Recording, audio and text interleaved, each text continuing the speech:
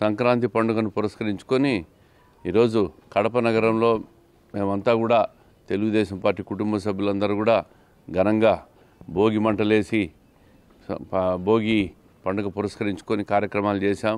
భోగి మంటలేసి ఈ ప్రభుత్వం తీసుకొచ్చిన ప్రజా వ్యతిరేక జీవోలన్నింటినీ కూడా ఆ మంటల్లో దహనం చేయడం జరిగింది.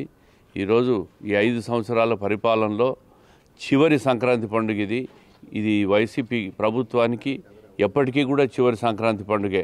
ఈ పండుగలో పెరిగిన ధరలు, నిత్యావసర సరుకులు, గ్యాస్ కానీ, విద్యుత్ శక్తి ఛార్జీలు కానీ, అనేక వర్గాలపైన దాడులు కానీ ఇవన్నీ కూడా నిరసిస్తూ ఈ జీవోలన్నీ కూడా దహనం చేసి ఈ ప్రభుత్వం నుంచి రాబోయే రోజులు విముక్తి రావాలని చెప్పి మనస్ఫూర్తిగా దేవుని కోరుకుంటూ ప్రతి ఒక్కరికి కూడా సంక్రాంతి శుభాకాంక్షలు, భోగి పండుగ శుభాకాంక్షలు తెలియజేస్తున్నాం. రంగాల వారికి పేరు పేరున హృదయపూర్వక భోగి సంక్రాంతి పండుగ శుభాకాంక్షలు తెలియజేసుకుంటున్నాను. ఈరోజు కడప నియోజకవర్గంలో తెలుగుదేశం పార్టీ ఆధ్వర్యంలో రాష్ట్ర తెలుగుదేశం పార్టీ ఆదేశానుసారం వచ్చేసి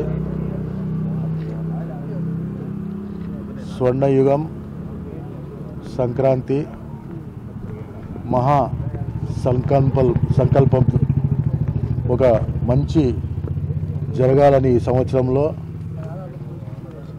ఆ భగవంతుని కూడా ప్రార్థిస్తూ సంకల్పిస్తూ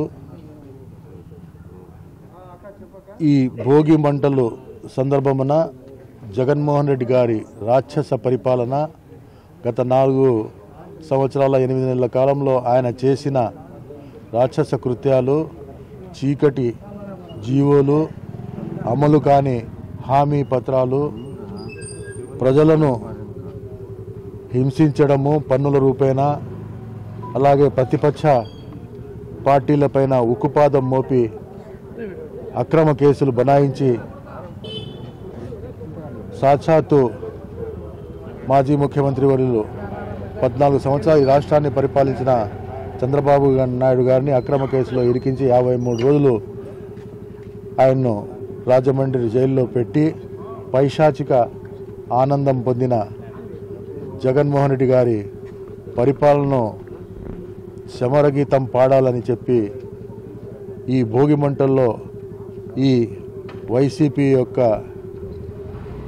పరిపాలన మొత్తం కూడా అంతమొందించాలని ఈరోజు ప్రజలందరూ కూడా ముక్తకంఠంతో సమాయత్తమై ఉన్నారు.